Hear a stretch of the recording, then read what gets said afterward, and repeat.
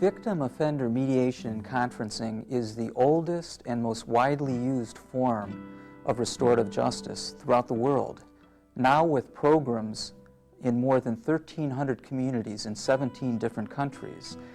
And victim offender conferencing and mediation is grounded in very core restorative justice values, which emphasize the importance of allowing those who are most directly affected by crime, victims, offenders, family members, community members, to have the opportunity to come together to talk about the impact of the crime, to try to find ways of repairing the harm.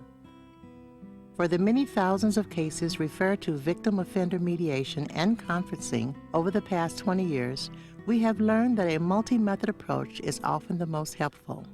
By this, we mean that it is far more victim-sensitive and culturally sensitive to adapt the process to the expressed needs of the person who was victimized, the person who committed the offense, their families, cultures, and even their communities. For example, many individual victims and offenders prefer to meet in a small, private setting involving only the two of them and the mediator. Or, victims and offenders may prefer to have parents or other support people present during the mediation session. While the primary focus is still upon the direct conversation between victim and offender, support people can be given an opportunity to speak as well. The importance of meeting separately with each party prior to the mediation session cannot be emphasized enough. These pre-mediation sessions are central to building trust, providing information, and creating a safe place for the eventual dialogue. The important thing is to remain focused on creating a safe place where parties can engage in direct conversation with one another. Whenever possible, the wishes of both victim and offender should be respected regarding who is present, how many are present, whether to sit round the table or in an open circle, and where and when the mediation session is held. Mediators should always be alert to cultural dynamics and find ways to adapt the process to the diverse needs of participants. So Jim, we'd like to hear what happened that night from your perspective.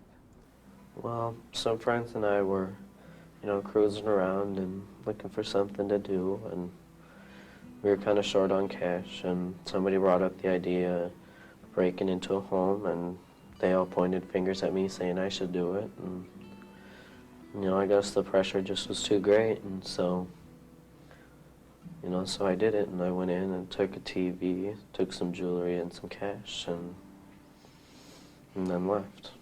As Jim's parent, how do you feel about this? Well, it's been really hard. I'm so angry and I'm so embarrassed. I feel like people think maybe I didn't raise them right, and I feel really sad that this happened. Ms. Mattson, we'll be telling you about how our program works, but maybe we should start with your story. Just what happened the night your home was burgled. It was just awful. I couldn't believe it was happening to me again in my own home. I'd come in and I just knew something wasn't right.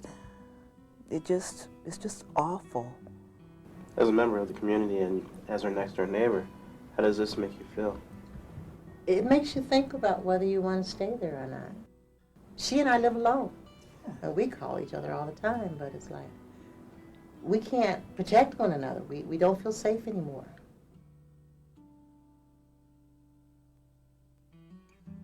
Ms. Mattson and Jim, I want to thank you both for being willing to meet again. As you know, we have each talked separately about your stories, and this is going to be your opportunity to talk together directly to one another about the events surrounding the burglary and how it's affected both of you. I'm just going to remind you of a few basic ground rules. We're going to ask that you talk respectfully and that you try not to interrupt each other. You'll each have a chance to tell your whole story and then ask any questions that you may have, get answers to them tonight. Is there any questions before we begin?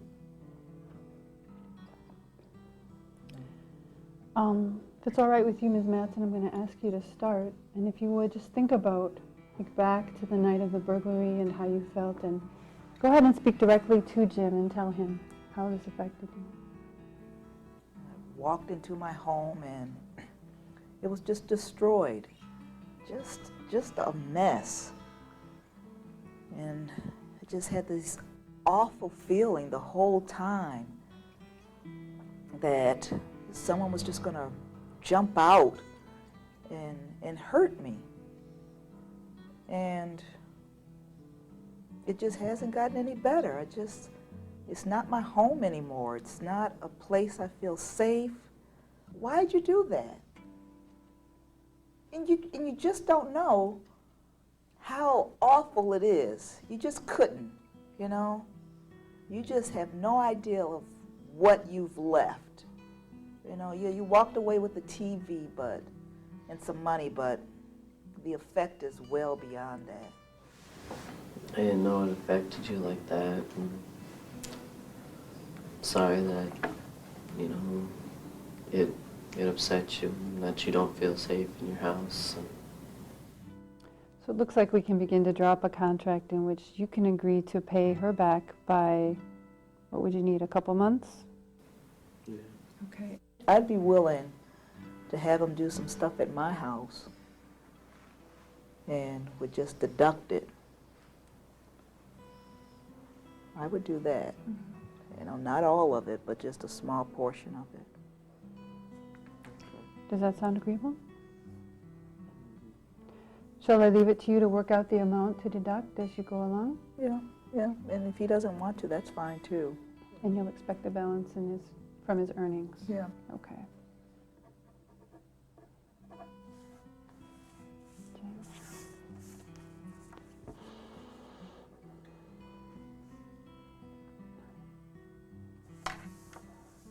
Great. Well, I want to thank you both for coming. Thank you for the hard work you've done to resolve this issue. I wish you the best.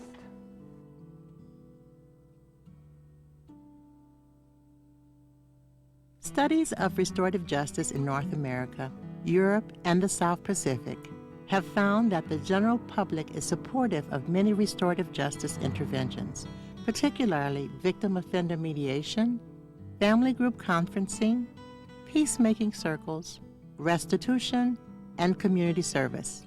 Victims of crime involved in victim-offender mediation programs are more likely to say they were treated fairly by the justice system.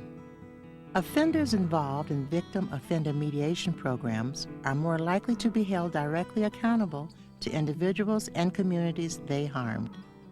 Victims of crime are more likely to receive restitution for their losses. Offenders are more likely to complete their restitution obligation to their victim. Victims of crime are less fearful of re-victimization after meeting the offender and telling them the impact of the crime. Offenders in victim-offender mediation programs commit fewer and less serious additional crimes. As an informational video, we hope you have found this helpful. Actual training in victim-offender mediation and conferencing, however, requires far more information, role-playing, and apprenticeship with an experienced mediator. For those interested in receiving more information about restorative justice, victim-offender mediation, conferencing, or peacemaking circles, including articles, information packets, research reports, books, videotapes, and training and technical assistance, contact the Center for Restorative Justice and Peacemaking at the University of Minnesota.